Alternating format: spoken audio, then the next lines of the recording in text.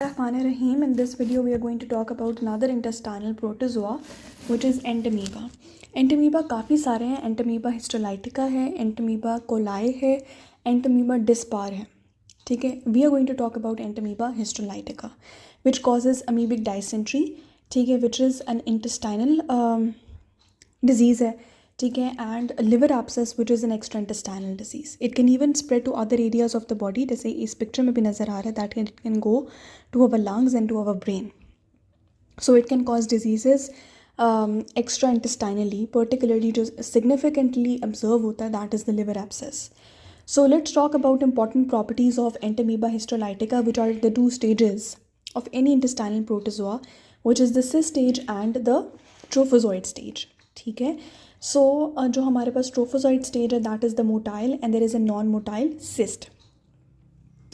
जो ट्रोफोजॉइड है that is found with in the intestinal and the extra intestinal lesions and in the diarrhoeal stools. मतलब अगर एक asymptomatic person होगा तो that person will only be having cyst in its stools, लेकिन जो symptomatic person होगा who is actually having diarrhoeal stools that will be having both the cyst and the trophozoites, specially the trophozoites. ठीक है, अच्छा, अब जो cysts होते हैं they are not highly resistant. ठीक है, एंड उनको किल करने का एक ही तरीका है दैट इज़ बॉइलिंग, पास्चराइजेशन. ठीक है, but not by chlorination of water supplies. ठीक है, तो किल करने का एक ही तरीका दैट इज़ टू बॉयल, और रिमूव किया जा सकता है वाया फिल्ट्रेशन. ठीक है, सो लॉन्ग स्टोरी शॉर्ट, अब हम लोग सिस्ट और ट्रोफोजॉइड्स के बारे में बात करने लगे हैं. सो इन दिस पिक्चर, अच्छा, so in this picture this is the trophozoite and this is the cyst. ठीक है, जो सिस्ट है it is having 4 nuclei as you can very well appreciate in the picture. Upon excystation, ठीक है, in the intestinal tract, हर एक nucleus मजीद 2 nuclei बनाकर अल्टीमेटली क्या बनाएगा, it will lead to the formation of 8 trophozoites. ठीक है, और ट्रोफोजॉइड के अंदर ये वाला क्या है that is the nucleus and this one is actually the red blood cell. So इसका एक काम क्या है कि ये रेड ब्लड सेल्स को इंजेस्ट कर लेता है. So a mature trophozoid, it has a single nucleus with an even lining of chromatin and there is a prominent central nucleolus. So ये जो center के अंदर ये सर्कल, ये डॉट नज़र आ रहा है that is the nucleolus, और इसके गिर्द ये डॉट्स के अंदर you can see the chromatin material. अच्छा, इस ट्रोफोजॉइड के अगेंस्ट एंटीबॉडीज़ बनती हैं but those antibodies do not provide immune protection rather, और ये एंटीबॉडीज़ ना इवन री इन्फेक्शन को भी प्रिवेंट नहीं कर पाती, लेकिन these antibodies are very effective for the serological diagnosis. ठीक हो गया. This is another picture of an Entamoeba histolytica trophozoite, जिसके अंदर ये वाला जो चीज़ है this is definitely the nucleus and the rest that you can see these are the red blood cells. ठीक है, न्यूक्लियस एक ही होगा. ठीक है, red blood cells can be multiple. ठीक है, तो यहाँ नीचे क्या लिखा हुआ है, short arrow points to the nucleus of the trophozoite. ठीक है, ये वाला क्या है, this is the cyst. Cyst में हमने बताया कि देयर आर 4 न्यूक्लियाई, जिसमें से in this picture only 2 of them are visible. अच्छा, ठीक है, let's move back towards the transmission. ठीक है, एंड द पैथोजेनेसिस. पैथोजेनेसिस क्या है कि फीको ओरल रूट से ट्रांसमिशन होगी, कि कोई एसिम्प्टोमेटिक पर्सन था जिसकी फीसेस या उसके स्टूल्स के अंदर सिस्ट थी एंड दो cyst contaminated any food and water. ठीक है, एंड दैट फूड और water was taken up by another person. ठीक है, इसके अलावा इसका अदर ट्रांसमिशन रूट हो सकता है anal to oral transmission in homosexuals. ठीक है, एनिमल रिजर्वायर्स इसके अंदर कोई भी नहीं है. ठीक है, अच्छा, अब उस पर्सन ने जब वो कॉन्टामिनेटेड फूड या water which was containing cyst वो इंजेस्ट कर लिया तो फिर क्या होगा. As I already said that they will differentiate into 8 trophozoites in the ileum. ठीक है, आइलियम के अंदर वो ट्रोफोजॉइड्स तो बन जाएंगे, लेकिन उनकी जो कोलोनाइजेशन है ना that is there in the colon and in the caecum. ठीक है, अब ट्रोफोजॉइड्स क्या करेंगे, they will invade the colonic epithelium and they will secrete certain enzymes that will cause localised necrosis. यानी कि जैसे पीछे हमने एक और ऑर्गेनिज्म में हमने पढ़ा था कि देयर वाज इन्फ्लेमेशन. ठीक है, इन्फ्लेमेशन हो रही थी, लेकिन यहाँ पर inflammation is less, little inflammation occurs at the site, rather ज़्यादा क्या हो रही है, लोकलाइज्ड नेक्रोसिस हो रही है. ठीक है, और जैसे जैसे वो लीजन आपकी मस्कुलैरिस लेयर को पहुँचती है. Now look at this picture. हम लोगों ने क्या पढ़ा हुआ है, हमारे गट की जो लेयर्स हैं उसमें सबसे पहले हमारे पास म्यूकोजा आता है which contains epithelium and the lamina propria. then comes the submucosa, then comes the muscularis and then the serosa. So जैसे जैसे it starts penetrating ठीक है, as it penetrates the muscularis layer, ठीक है, जैसे ही वो आपके मस्कुलरिस लेयर को पहुंचती है एक फ्लास्क शेप्ड अल्सर बनना शुरू हो जाता है. So see that it's actually a flask shaped ulcer. ठीक हो गया. A flask-shaped ulcer forms that can undermine and destroy large areas of the intestinal epithelium. And progression into the submucosa, यानी कि little penetration, leads to invasion of the portal circulation by the trophozoites. ठीक है.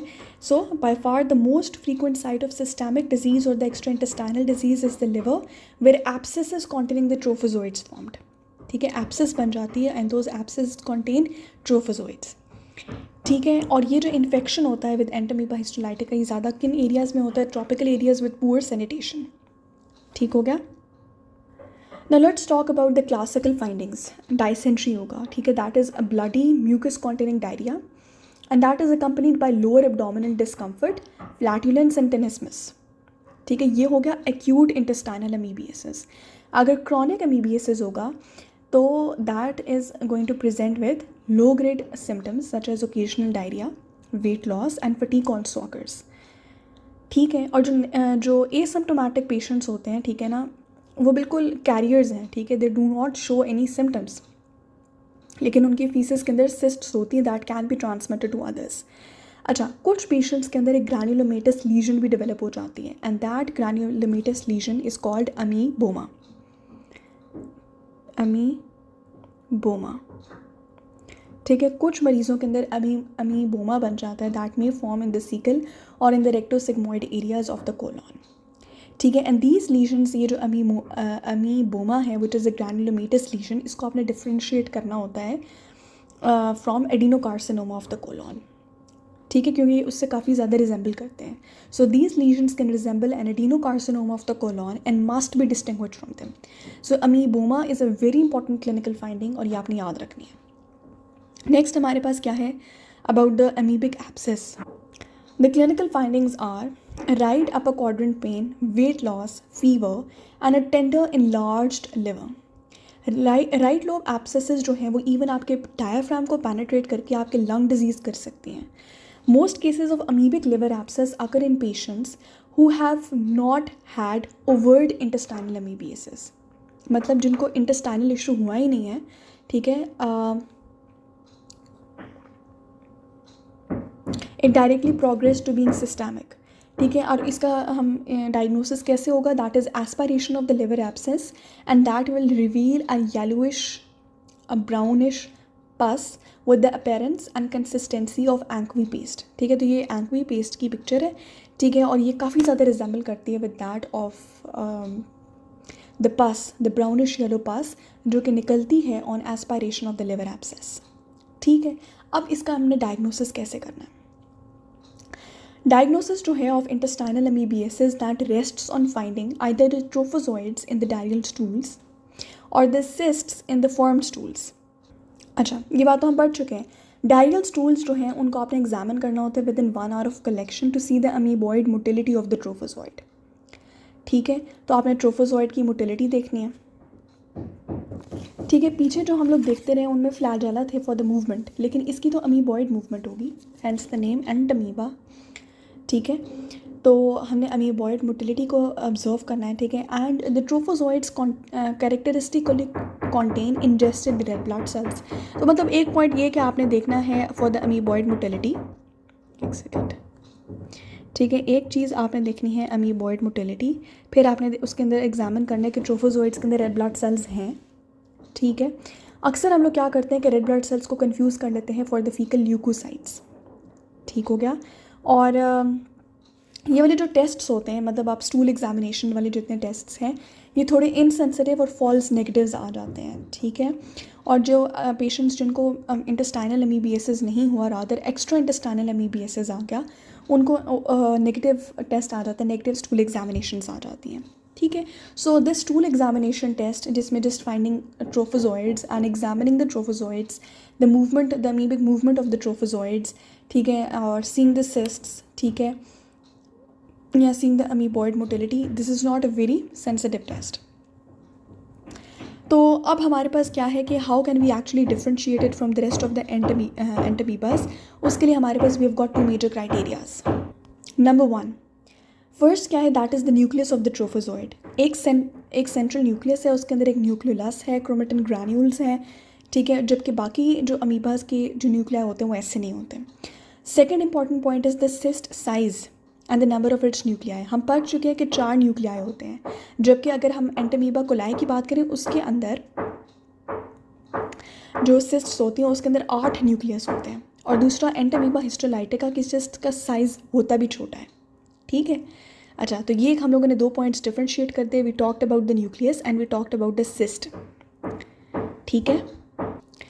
ठीक है. Nucleus of the ट्रोफोजॉइड यानी basically ट्रोफोजॉइड का एक फ़र्क हमने देख लिया. ठीक है. Nucleus of the trophozoite. ठीक है. नेक्स्ट वो डिस्टिंग्विश करा रहे हैं between Entamoeba histolytica and Entamoeba dispar. Entamoeba histolytica non pathogenic है, वो डिजीज़ कॉज नहीं करता, सिम्टम्स कॉज नहीं करता. तो अगर हम स्टूल एग्जामिनेशन करा रहे हैं विद सिम्टम्स तो इसका मतलब है कि एंटामीबा डिस्पार तो नहीं है. ठीक है. दूसरा वो क्या कह रहे हैं कि हमारे पास 2 टेस्ट होते हैं that are very sensitive for Entamoeba histolytica in the stool. एक जो है वो मेथड है जिसमें हम लोग डिटेक्ट करते हैं एंटामीबा हिस्टोलाइटिका एंटीजन. ठीक है. And the other detects nucleic acid of the organism in the PCR based एसे.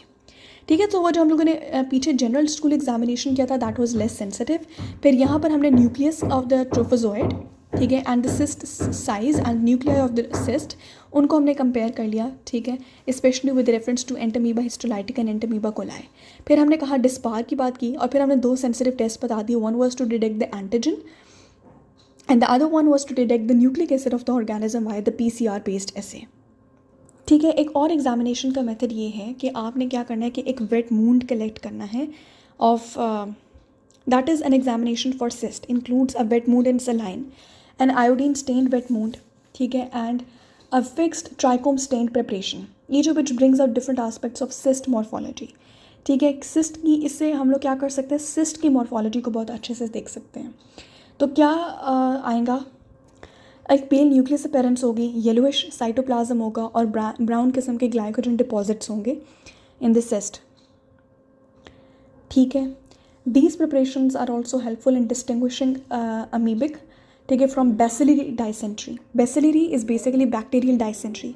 तो ये जो सिस्ट की एग्जामिनेशन है, ठीक है, जिसमें आप लोगों ने वो कलर्स देखे, आपने स्टेन्स इस्तेमाल किए जिसमें ट्राइकोम स्टेन प्रिपरेशन थी, आयोडीन स्टेन प्रिपरेशन थी और सलाइन था. ठीक है. तो that is very important for distinguishing amoeba from bacillary dysentery. ठीक है. और एक और बात बहुत जो इंपॉर्टेंट है, ठीक है, वो ये है कि जो आपके पास बेसिलरी डाइसेंट्री है उसके अंदर बहुत सारे इन्फ्लेमेटरी सेल्स, ख़ास तौर पे जो आपके न्यूट्रोफिल्स होते हैं वो नज़र आते हैं द न्यूक्लियस, जबकि अमीबिक डाइसेंट्री में ऐसा नहीं होता. ठीक हो गया. नेक्स्ट हमारे पास सीरोलॉजिकल टेस्ट है, मतलब लैब डायग्नोसिस उन्होंने वे टू मच बता दिया है. ठीक है. Starting from the ONP examination, फिर उसके बाद taking 2 important factors into account to differentiate between Entamoeba histolytica and Entamoeba coli, and then differentiating it from Entamoeba dispar, and then there were 2 sensitive tests, antigen and nucleic acid test. ठीक है. और उसके बाद उन्होंने बताया कि we have cyst examination procedure and that can differentiate between bacillary dysentery and amoebic dysentery. And now they are telling us about a serological testing. ठीक है ना, जो कि बहुत ज़्यादा इफेक्टिव तब होती है जब there are extra intestinal symptoms also. So there is indirect human agglutination test that is usually positive in patients with invasive disease, but is frequently negative in asymptomatic patients who are passing cysts. ठीक है. indirect human agglutination test. ठीक है. Finally अल्हम्दुलिल्लाह coming to the treatment. Treatment क्या है? Treatment again combination of extra intestinal यानी कि luminal plus mixed, मतलब आप दोनों देते हैं. ठीक है. So you give metronidazole and और टीनिडाजोल. ठीक है. और अलॉन्ग विद आयोडोक्यूनॉल और पैरामोमाइसिन. ठीक है. पैरामोमाइसिन और आयोडोक्यूनॉल ज़्यादातर एसिम्प्टोमेटिक वालों को देते हैं. बेसिकली सीन ये है कि जो आपके पास मेट्रोनिडाजोल है दैट कैन ट्रीट ओनली ट्रोफोजोइड्स. ठीक है. तो जो सिस्ट वाला पेशेंट है वो जो कि एसिम्प्टोमेटिक है तो उसको आपने ल्यूमिनल देना है. बट मोस्टली क्या होता है कि आपने जो अफेक्टेड पेशेंट है उसको आप लोग अपार्ट फ्रॉम द मिक्स्ड यानी फ्लैजल के साथ साथ एक ल्यूमिनल भी दे देते होते हैं. समझ रहे हो? ठीक है. Okay. And hepatic abscesses need not be treated. ठीक है. अगर अगर ट्रीट हो जाए तो, वरना शायद करनी पड़े। अच्छा, नेक्स्ट हमारे पास क्या है, दैट इज़ प्रिवेंशन है कि अवॉइड करें faecal contamination of food and water, personal hygiene बेहतर, washing hands, purification of municipal water supplies that is usually effective in outbreaks of MPSs and city dwellers, पता नहीं क्या कुछ। अच्छा, इंपॉर्टेंट बात यहाँ पे जो है वो ये है, that is the use of night soil, that is human faeces as a fertiliser. तो इसका इस्तेमाल आपने प्रोहिबिट करना है, और अगर फिर भी कहीं एरियाज़ में ये प्रैक्टिस होता है तो वहाँ पे खाने वगैरह को, सब्ज़ी को बहुत अच्छे से कुक करना चाहिए।